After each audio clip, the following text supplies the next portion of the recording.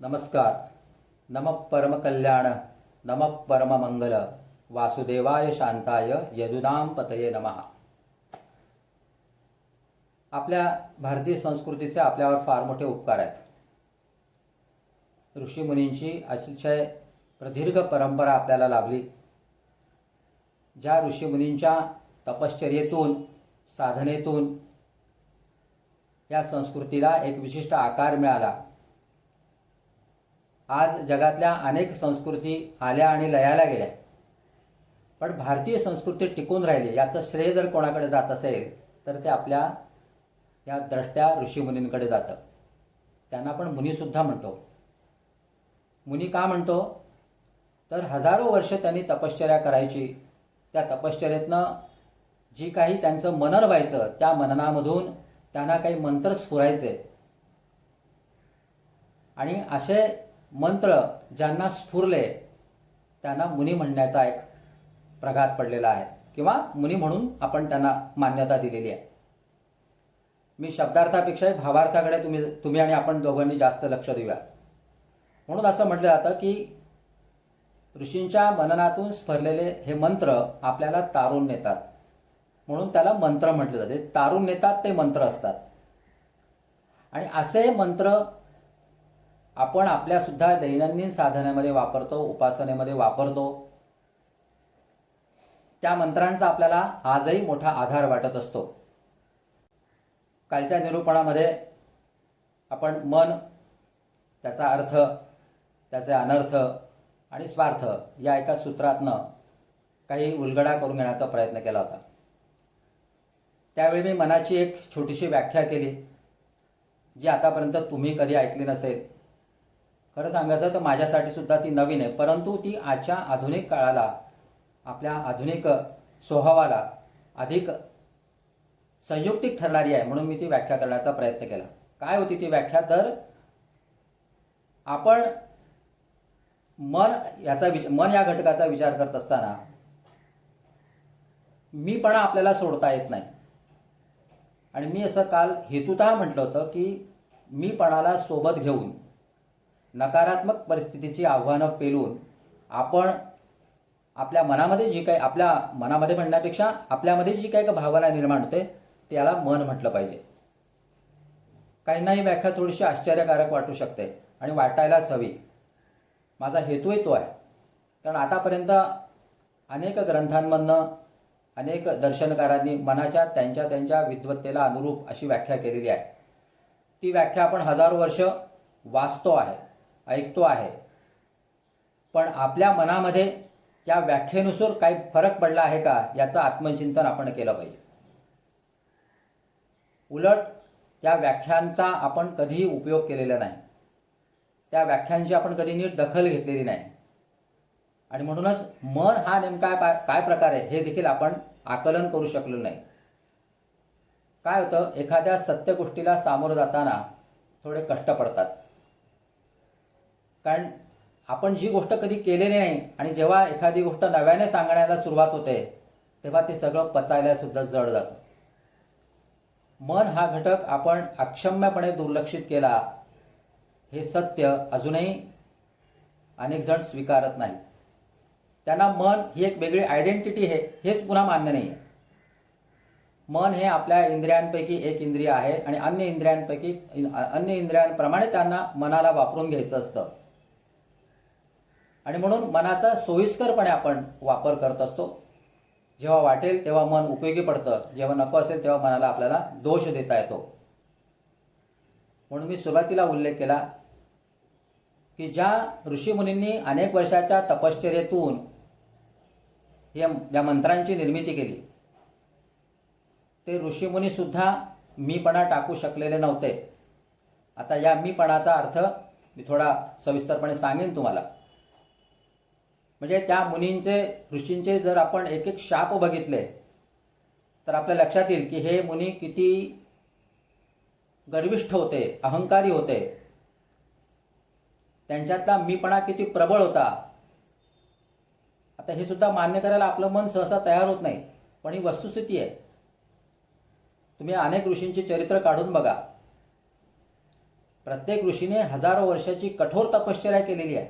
पण ही तपश्चर्या करत असताना ती तपश्चर्या अंततः समाजाच्या हितासाठी आणि आपल्या एकूण संस्कृतीच्या रक्षणासाठी उपयोगी पडेल याची सुद्धा त्यांनी पूर्ण काळजी घेतलेली आहे.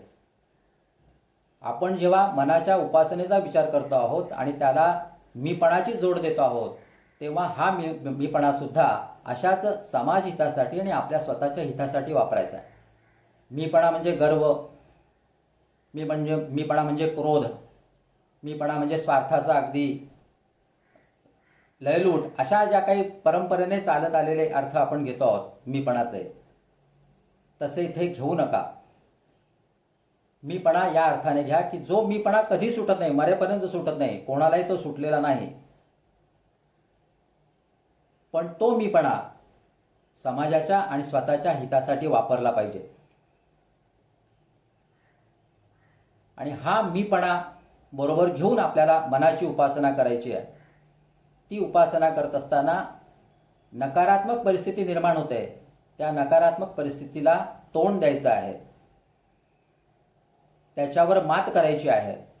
आणि ही मात करत असताना जी काही एक भावना निर्माण होते, जी काही एक वातावरण निर्माण होतं, ती एक मनोअवस्था असते, हे आपण लक्षात घेतलं पाहिजे. मी जाणीवपूर्वक कोणाची मनाची व्याख्या देत नाही, कोणी केलेल्या मनाच्या व्याख्या मी देत नाही. कारण पुन्हा काय होतं, या व्याख्या असतील किंवा मनाविषयी सांगितलेले उपाय असतील, हे आपण शेकडो वर्ष ऐकतो आहोत, आपल्या पिढ्यांकडून आपण ऐकत आलेलो आहोत. आपणही त्याच परंपरेचं पालन करतो आहोत. पण ज्या प्रमाणात सकारात्मक किंवा विधायक बदल अपेक्षित आहे, तो होताना दिसत नाही.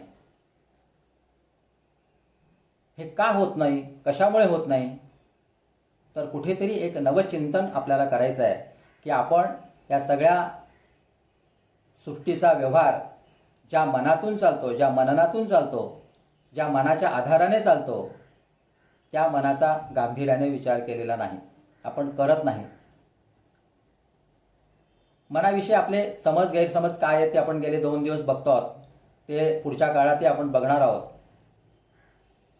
परंतु अशा ऋषीमुनींनी सांगितलेले मंत्र, त्यांना स्फुरलेले मंत्र घेऊनच आपण आजची सुद्धा साधना करतो आणि ते मंत्र घेऊन आपलं मन एकाग्र करण्याचा प्रयत्न करतो. म्हणजे ज्या ऋषीमुनींना सुद्धा मीपणा सुटला नाही, त्या ऋषीमुनींनी तयार केलेले मंत्र आपण आपल्यासोबत घेतो, त्या मंत्रांच्या आधाराने आपण हित साधण्याचा प्रयत्न करतो. म्हणजेच पुन्हा आपलं मन एकाग्र करण्याचा, ते सन्मार्गाला लावण्याचा प्रयत्न करतो. बारीकसा कुठेतरी इथे विरोधाभास तुम्हाला लक्षात येईल. कारण ऋषीमुनींनी सुद्धा मीपणा टाकलेला नाही, त्यांच्यातही अहंकार होता. पण त्यांचा अहंकार हा जसा समाज हितासाठी होता, व्यक्तीच्या कल्याणासाठी होता आणि शेवटी याच मनाच्या जडणघडणीसाठी होता, हे लक्षात घेतलं पाहिजे. या मूळ मुद्द्याकडे आपण दुर्लक्ष करतो आणि मनाचं फक्त रटणं चालू राहतं. वारंवार तो मंत्र म्हटल्यामुळे आपल्या मनाची जडणघडण होईल अशी एक आपली समजूत होते, मनाची जडणघडण होते. पण त्याला लागणारा कालावधी हा प्रदीर्घ असतो. आणि ही व्यवस्था किंवा ही जी काही परंपरा आपण पाळत आलेलो आहोत, ती पाळायचीच आहे. त्यात कुठेही आपल्याला ढिलाई द्यायची नाही किंवा ती सोडून द्यायची नाही आहे. पण ती व्यवस्था राबवत असताना किंवा तशा प्रकारची उपासना आराधना करत असताना त्याला आणखीन काही नव्याने जोड देता येईल का, याचा काळानुरूप सुद्धा विचार केला पाहिजे. आणि का करू नये, मी या मताचा आहे. मी गेले 2 दिवस वारंवार करोना या सगळ्या महामारीचा उल्लेख करतो आहे, तो देखील तितक्याच जाणीवेने करतो आहे. अनेकांना हे पटत नाही की मन हा विषय असा उपासनेचा होऊ शकेल, कारण कधी आपण त्याचा विचार केला नाही. मनाच्या संकल्पना इतक्या विविधांगी आहेत की त्याच्याबद्दल सुद्धा अनेकांचं एकमत नाही आहे. पण जेव्हा मी ऋषीमुनींची सगळी ही वचनं देतो, संदर्भ देतो, त्यावेळेला मात्र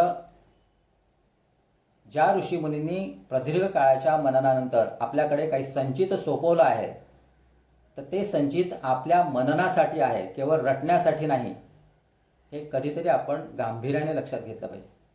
कुठलाही मंत्र घ्या, तुम्ही मंत्र म्हणत असताना तो त्या देवासाठी मंत्र म्हटला जात असला तरी तो माझ्या मनासाठी आहे आणि माझं मन त्यातनं अधिक समृद्ध झालं पाहिजे, माझ्या मनाचा मोठेपणा विकसित झाला पाहिजे, माझ्या मनाचा संकुचितपणा गेला पाहिजे. परमेश्वराने दिलेला हा संपूर्ण मनुष्य जन्म जो आहे तो सार्थकी लावायचा असेल तर ह्या सगळ्या मननाची गरज आहे.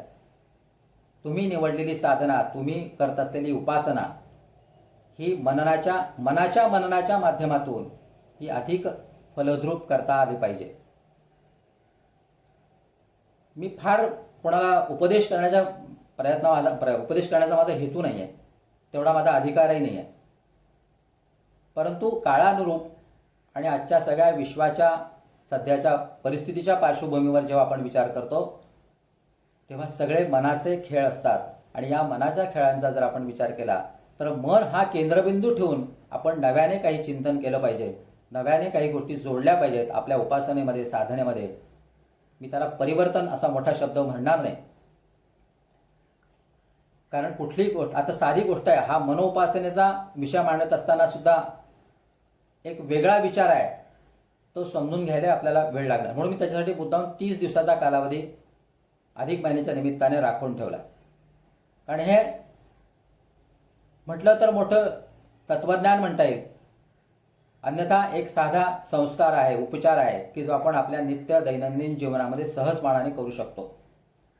पण हे करण्यासाठी आपल्या मनाची तयारी झाली पाहिजे, ज्याचा कधी मनाने आतापर्यंत विचार केलेला नाही, ज्याच्या अशा प्रकारची उपासना असू शकते हे आपल्या बुद्धीला कधी माहिती नाही.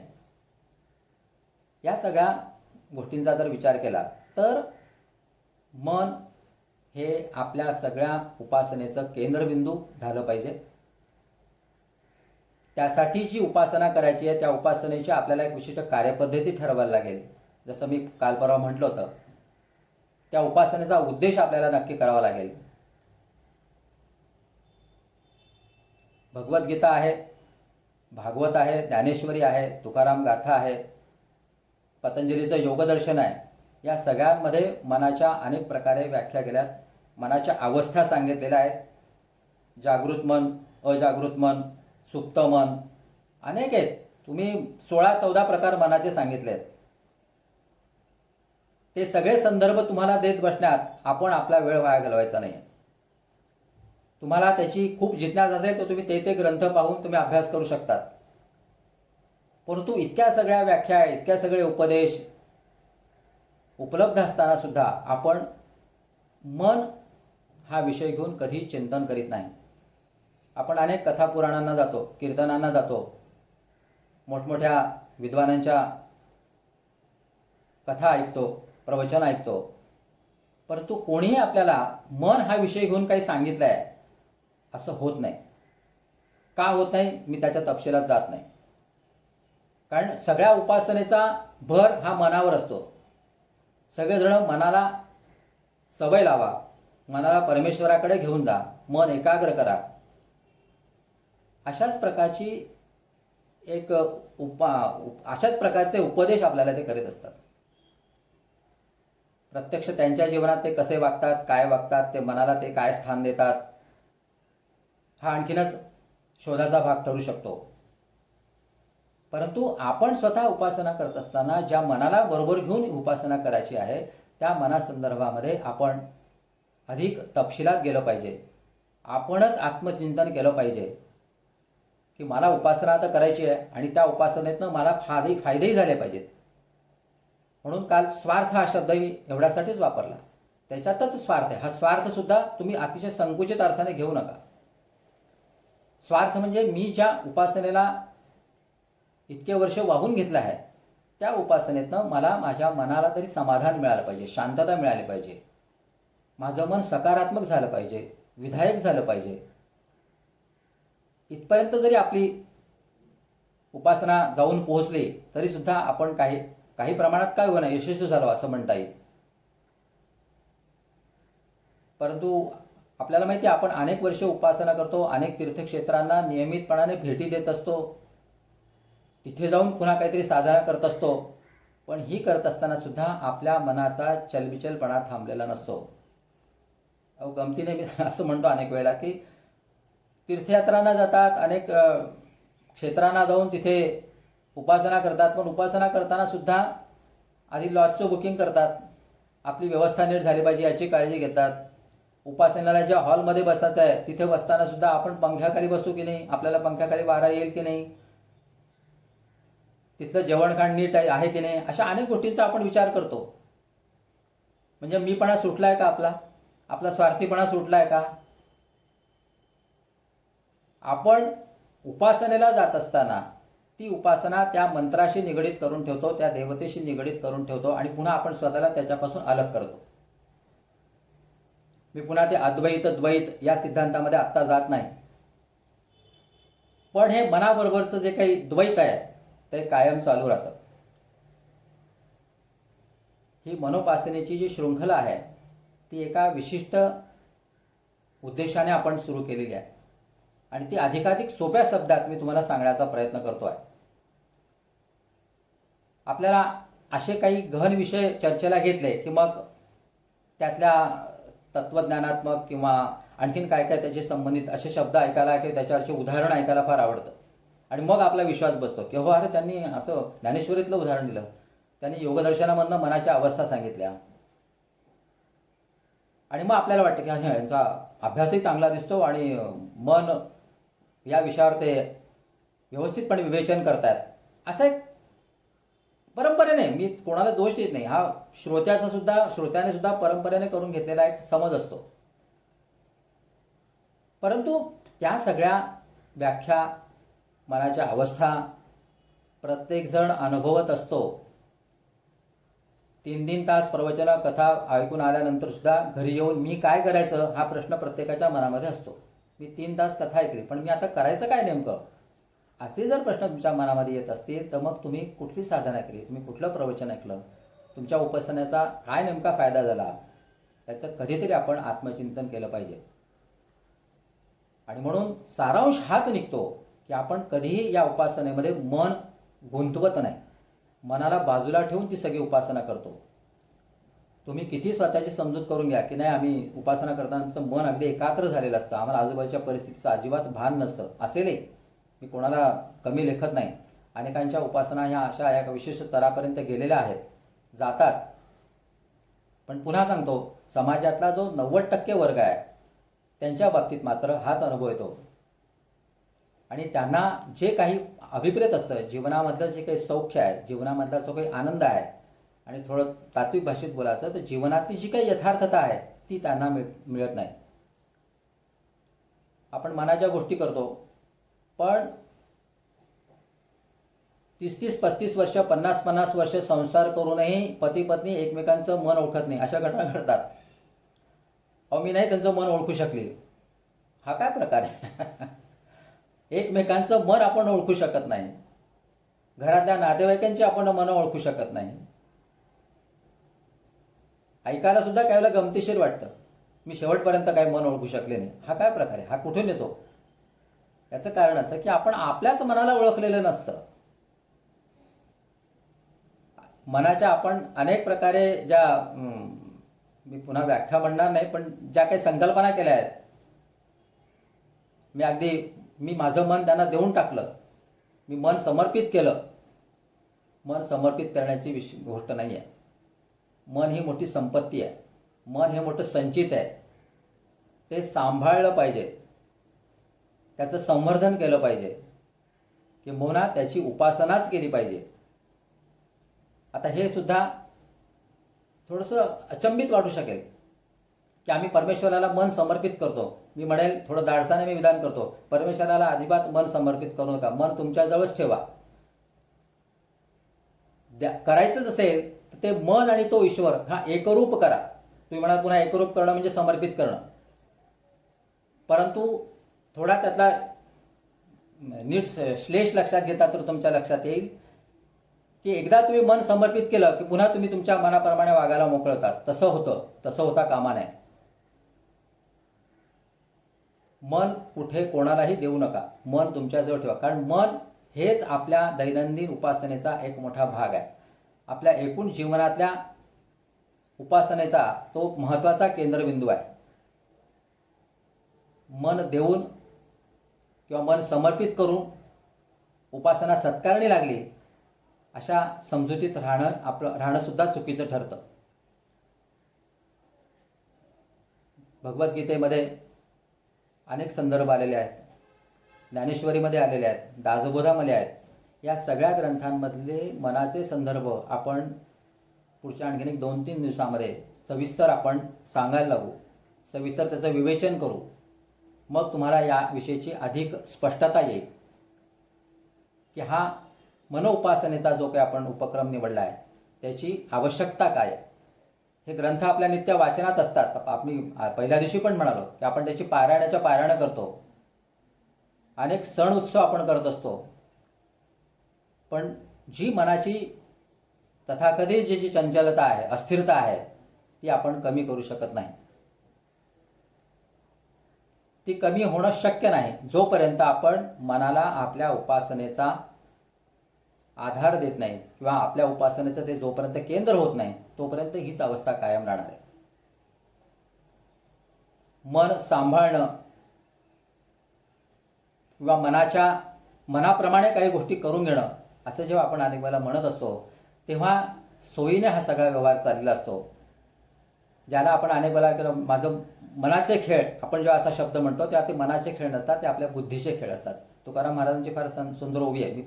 मी जेव्हा गाथेचा विषय येईल त्यावेळेला सांगेन.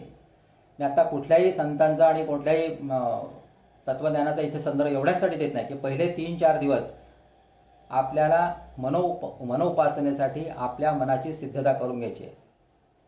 त्या मोठमोठ्या व्याख्या आणि संदर्भ देऊन तुम्हाला कदाचित काहीतरी वेगळं ऐकल्याचा अनुभव वेगळं काहीतरी ऐकल्यासारखं वाटेल.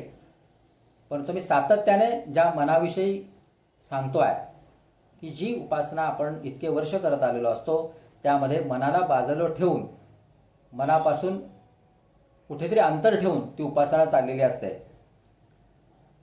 या वाक्यावर तुम्ही जरी हे व्याख्यान संपल्यावर चिंतन केलं तरी तुमच्या लक्षात येईल खरंच आपण असं करतो का. मी जेव्हा तुम्हाला हे सांगतोय तेव्हा याचा अनुभव मी स्वतः घेतलेला असतो की अरे आपण खरंच इतके वर्ष उपासना करतोय पण मन मात्र अजून ज्या प्रमाणात समृद्ध व्हायला हवं तसं होत नाही. मनाच्या समृद्धीमध्ये फार मोठा स्वार्थ दडलेला आहे आणि ही समृद्धता जर येत नसेल तर आपल्या उपासनेला आणखीन काहीतरी नवीन जोडण्याची आवश्यकता आहे. असं म्हटलं जातं की मूर्ती घडवताना कसं असतं, म्हणजे एक गोष्ट सांगतात की एक फोटोग्राफर होता, त्याच्या दुकानासमोर एक भला मोठा दगड पडलेला होता.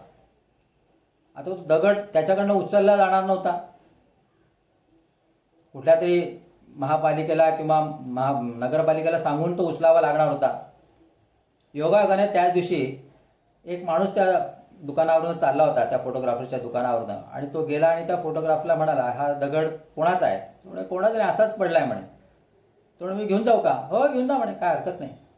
बरं झालं, त्याच्या दृष्टीने औषधा वाचून खोकला गेला असं म्हणून घेऊन जा ना बाबा म्हणे, लवकर घेऊन जा, मला त्या अडचणच होते त्या दगडाची.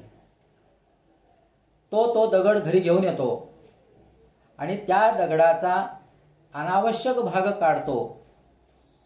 तो मूर्तिकार असतो, त्या दगडाचा अनावश्यक भाग काढतो आणि त्यातनं एक सुंदर अशी मूर्ती तयार करतो. आणि ती मूर्ती घेऊन त्या फोटोग्राफरकडे जातो आणि सांगतो हे बघ म्हणे मी मूर्ती बनवली. म्हणजे काय केलंस. काय नाही म्हणे, तुझ्याकडे जो पडलेला दगड होता तो दगड मी उचलला, घरी नेला, त्या दगडातला अनावश्यक भाग काढून टाकला आणि मूर्ती आकाराला आली. दगड, त्याच्याकडे बघण्याचा दृष्टिकोन, दगडातला अनावश्यक भाग काढून मूर्ती घडवण्याची असलेली एक कल्पना ही जर नीट ध्यानात घेतली तर आपल्या मनाची अशीच अवस्था आहे. अनेक वेळेला आपण शब्द वापरतो मना दगड बन, मना दगड बन असं आपण म्हणतो. त्यावेळेला या दगड असलेल्या मनामध्ये जे काही अनावश्यक भाग आहेत ते आपल्याला काढायला पाहिजे. आपल्याला त्या मनरूपी दगडातनं एक मूर्ती साकारायची आहे. ती मूर्ती काय असेल, ती कशी असावी, त्या मूर्तीची आराधना कशी करूया, तिची उपासना कशी करूया आणि त्यासाठी कुठल्या कुठल्या कार्यपद्धतीची आवश्यकता आहे, याचं सुद्धा आपण विवेचन करणार आहोत. त्यासाठी मन उपासनेसाठी आवश्यक असलेली सिद्धता अजूनही आपल्याला उद्या आणि परवापर्यंत करून घ्यायची आहे. तोपर्यंत तुम्ही तुमचा संयम आणि मनोपासनेची ही सगळी उपलब्धता ऐकण्यासाठी आपले कान तत्पर ठेवा. आणि आज आपण इथेच थांबू. उद्याच्या भागामध्ये मन कारण मन शरण या विषयावर आपण बोलणार आहोत. कारण सगळ्या गोष्टींचं कारण मन आहे आणि त्याला शरण गेल्याशिवाय आपलं कार्य साध्य होणार नाही आहे. या विषयाच्या अनुषंगाने आपण उद्याच्या भागामध्ये बोलूया. आपल्याला जर ही गेल्या 3 दिवसातली प्रवचन मालिका म्हणा किंवा त्याला आपण व्याख्यान मालिका म्हणा ती जर आवडली असेल तर त्यासाठी निश्चित तुम्ही आपल्या प्रतिक्रिया हा व्हिडिओ संपल्यानंतर एक कॉमेंट बॉक्स येतो त्याच्यामध्ये नोंदवायला हरकत नाही.